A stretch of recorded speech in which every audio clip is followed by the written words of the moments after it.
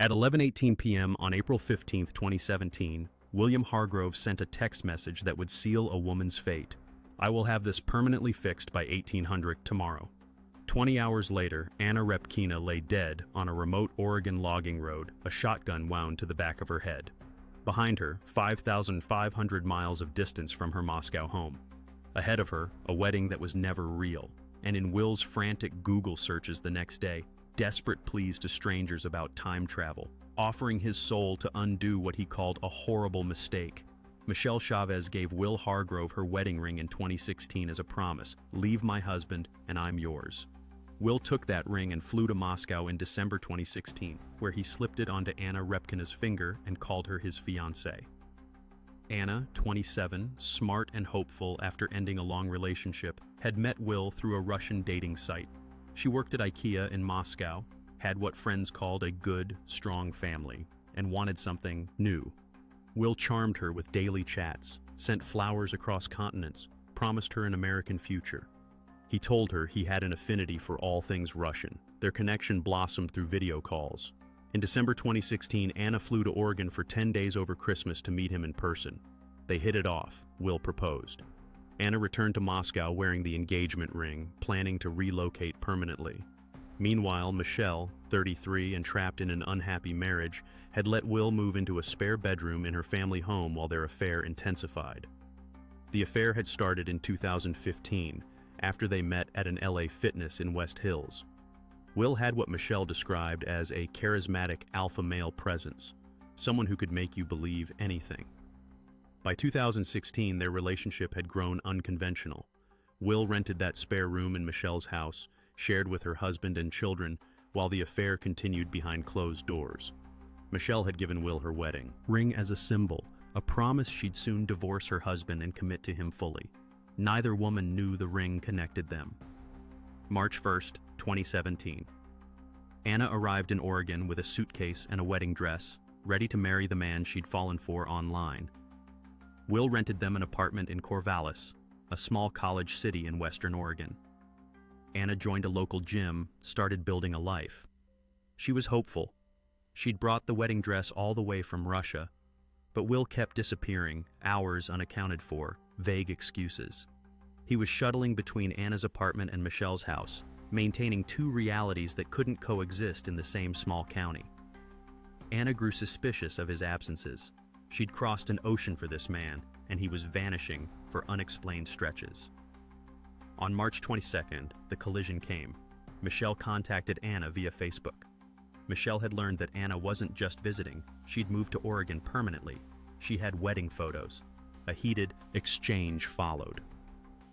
Anna, shocked, thought Michelle was just a crazy ex, exactly as Will had described her.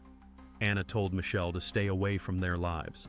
Michelle saw those wedding photos and realized Will had lied to her too. She was furious.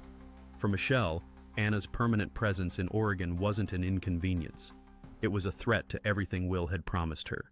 Michelle was prepared to leave her husband, but she expected Will to likewise eliminate his other relationship. The geographic impossibility of Will's double life was now a crisis he couldn't talk his way out of. 3 days after that Facebook fight, Will staged an elaborate performance. March 25, 2017. He told Anna they'd marry that day. She put on her wedding dress, the one she'd carried from Russia. They drove toward the Oregon coast with 2 witnesses, but there was no officiant, no marriage license. Will had obtained neither. Surveillance cameras at a McDonald's drive-thru captured Anna in her wedding gown, grabbing fast food. Will claimed the officiant had canceled last minute. It was all theater, stalling for time Will didn't have. Michelle, learning that Anna was still around and now had wedding photos, issued her ultimatum. By April 19th, Will had to choose, her or Anna. Michelle was prepared to leave her husband. She expected Will to eliminate his other relationship. The pressure mounted through early April. Michelle's texts oscillated between declarations of love and fury. "Clean out your stuff and get out," she wrote in one message. In another, "I love you, but not if she's here." Will assured her she was his choice, but Anna wasn't leaving. She lived in that Corvallis apartment full-time. She had nowhere else to go. Around this time, Will took Michelle on a drive to a remote logging area near Alsea, west of Corvallis. Phone records would later show Michelle's phone pinged near that location. She would explain that Will had taken her there on a drive, though she didn't understand the significance at the time. Will also borrowed a 12-gauge shotgun from his friend Kevin Thomas, claiming he needed to blow off some steam in the woods. He never returned it. April 15th, Saturday night. Michelle was supposed to come to Will's apartment for dinner. He canceled last minute. Anna showed back up, he claimed. Michelle was done with excuses. That night at 11:18 p.m., Will sent the message, "I will have this permanently fixed by 1800 tomorrow." Then he turned off his phone, cutting off Michelle's barrage of calls and texts. Through the early hours of Easter morning, Michelle left tearful voicemails. At 2:06 a.m., then again at 3:10 a.m., she recorded messages expressing hurt and confusion. She feared he'd chosen Anna. Easter morning, Michelle went to her mother's house for a family gathering, emotionally wrecked. Multiple family members would later confirm she was there. Will set his plan in motion. Sometime that afternoon, he convinced Anna to take a drive. Surveillance cameras would later capture his distinctive silver Honda CR-V driving toward Alsea with Anna as a passenger. He brought Kevin's shotgun. At approximately 4:30 p.m. on April 16th, on a secluded logging turnout near Alsea, Will Hargrove shot Anna Repkina in the back of the head. She died instantly. She was still wearing her engagement ring, Michelle's ring. She was still wearing jeans and a hoodie, dressed for what she thought was an afternoon errand. Will dumped her body among trash on the roadside, fast food wrappers, cigarette packs, candy wrappers. He treated her, as prosecutors would later say, like one more piece of garbage. Then he called Michelle from the murder site. His phone pinged a cell tower there at 4:35 p.m. He turned the phone off again immediately after. That cell tower ping would later give away his location, though he didn't know it. Between 5 o'clock and 9 o'clock p.m., Will withdrew $800 using Anna's ATM card. Surveillance cameras at 2 locations caught him on video. He used that cash to pay his overdue car insurance by phone before midnight. He stopped at Walmart and bought himself Star Wars Lego sets, cigars, and candy. Around 5:30 p.m. Easter evening, Will finally contacted Michelle. He claimed he'd been out at the coast, got a flat tire after almost hitting a deer. He sounded shaken. He asked her to meet him in Alsea. Michelle left her family dinner and drove out. Security cameras at the Alsea General Store captured them meeting. Will appeared upset. He told her Anna had packed her bags and walked out for good after a fight. It was over. Michelle, wanting to believe the nightmare was finally resolved, consoled him. They had sex in his car nearby. She returned to her family gathering in much better spirits, thinking the crisis in their relationship was behind them. Will drove home to Corvallis later that night.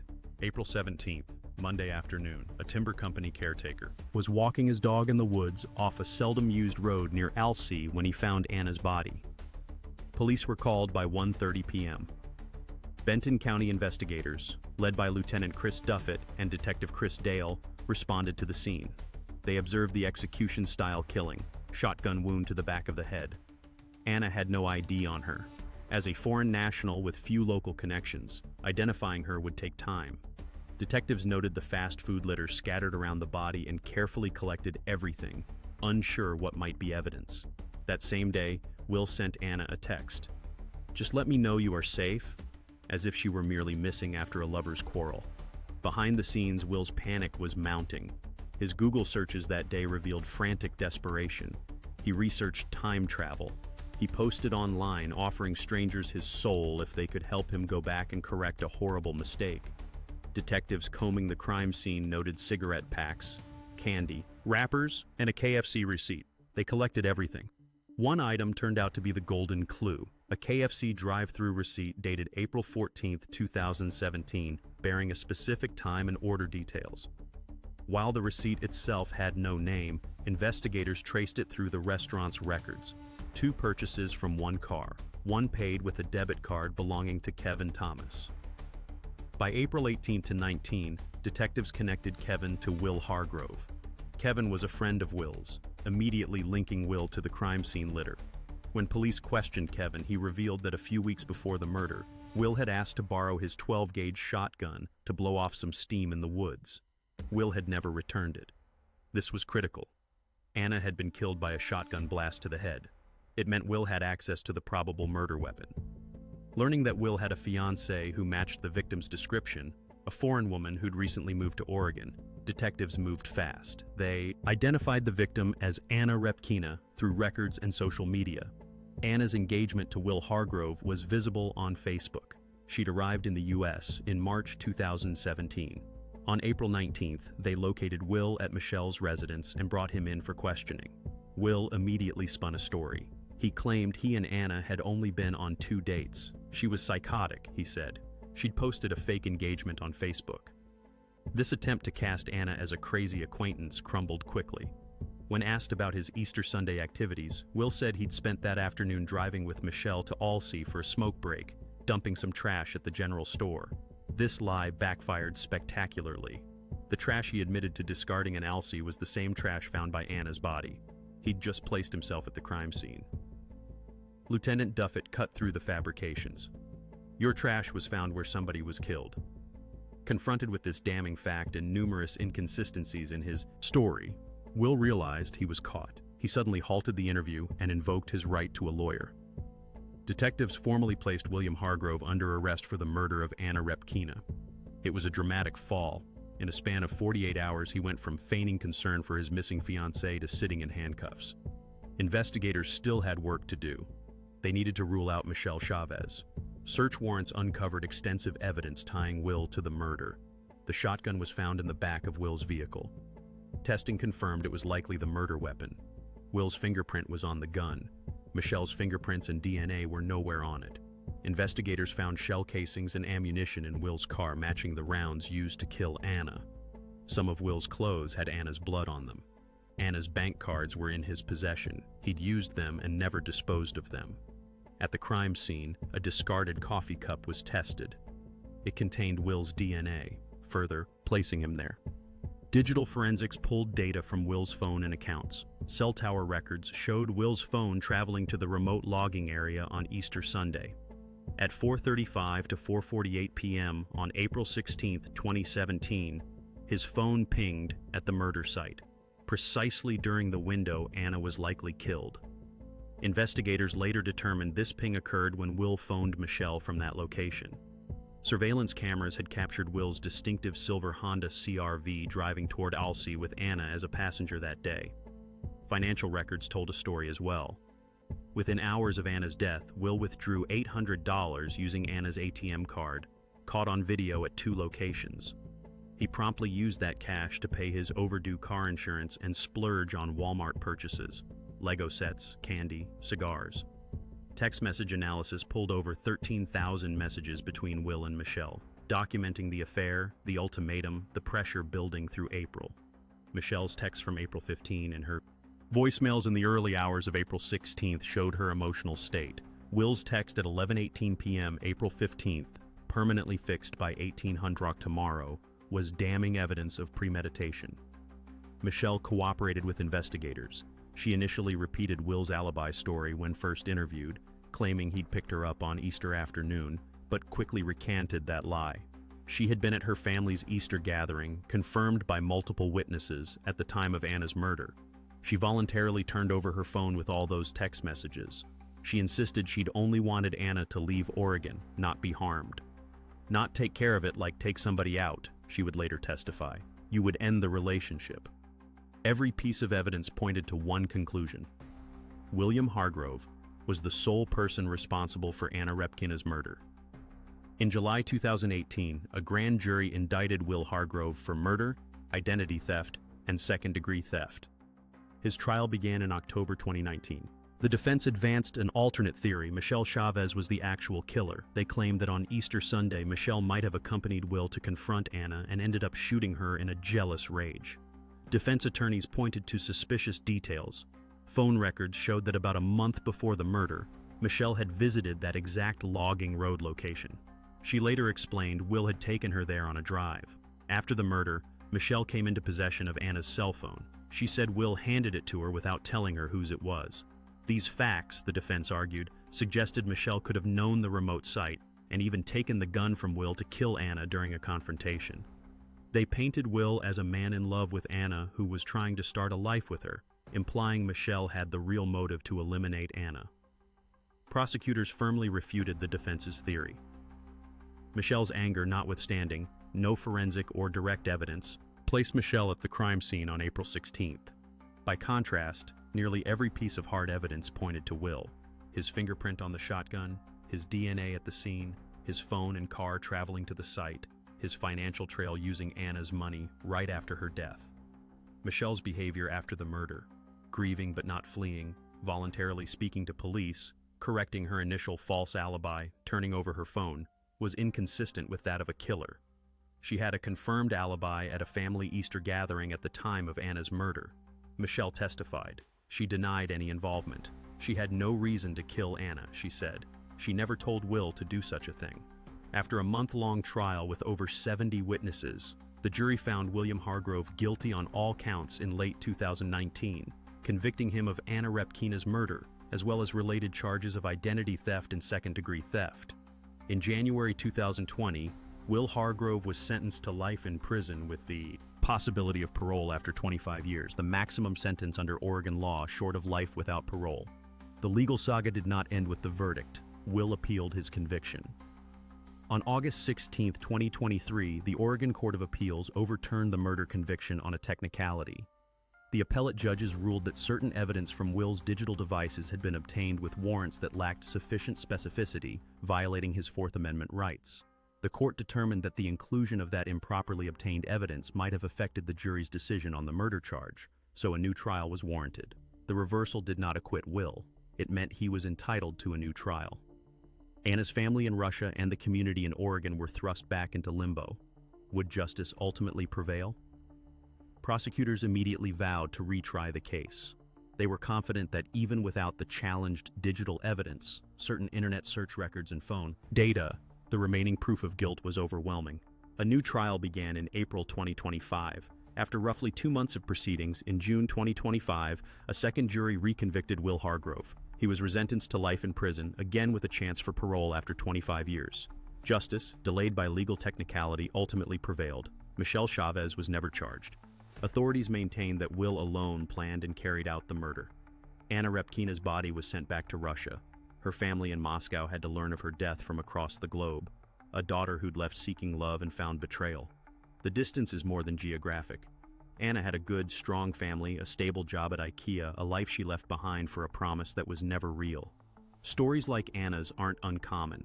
Foreign nationals, especially women arriving on fiancé visas, face unique vulnerabilities. Language barriers, visa dependency, isolation from support networks, complete reliance on the person who petitioned for them. Anna's limited English proficiency and recent arrival meant she had no local connections to verify Will's claims or advocate for her safety. She was 5,500 miles from anyone who could help her. Anna joined a gym, brought a wedding dress from Russia, tried to build a life in Corvallis, evidence of genuine commitment. Will exploited that commitment at every turn. The fake wedding, where he staged an entire ceremony with witnesses and had Anna dress in her wedding gown, only to claim the officiant canceled. The recycled ring that had once symbolized Michelle's promise to Will. The lies that kept Anna isolated and dependent while he juggled 2 women's lives like objects he could arrange and rearrange. When Michelle's ultimatum made that juggling impossible, Will's solution was elimination. He chose murder over honesty because losing control of his double life was more terrifying than taking a life. Anna died still wearing the ring that had once belonged to Michelle. For Michelle, the ordeal left her traumatized and ostracized. During the investigation and trial, Michelle faced suspicion in the community. Despite not being charged, locals were aware of her role in the love triangle. In June 2018, the stress led to a mental health crisis. Michelle attempted suicide. She survived, but later said she couldn't take the stress anymore of being seen as a murderer by association. Michelle maintains she only wanted Anna to leave, not die. Legally, she was vindicated by the evidence in both trials. The question of her moral responsibility remains more complex. She gave an ultimatum that directly precipitated the murder. She pressured Will with a deadline. But she did not ask for or foresee violence. Will Hargrove sits in prison. His desperate time travel searches on April 17th, frantically Googling how to go back and offering strangers his soul to correct a horrible mistake, serve as a reminder that some mistakes can't be undone. The searches were admitted as evidence of consciousness of guilt. He knew he'd done something he wished to erase. But his remorse came after the act, not before. Anna Repkina crossed 5,500 miles for a wedding that was never real. to marry a man who was never honest, wearing a ring that had never been hers alone. She was 27 years old. She loved music and cats and travel. She was hoping to start a family. Instead, she became a piece of evidence in a case about what happens when someone decides another person's life is less important than their own comfort.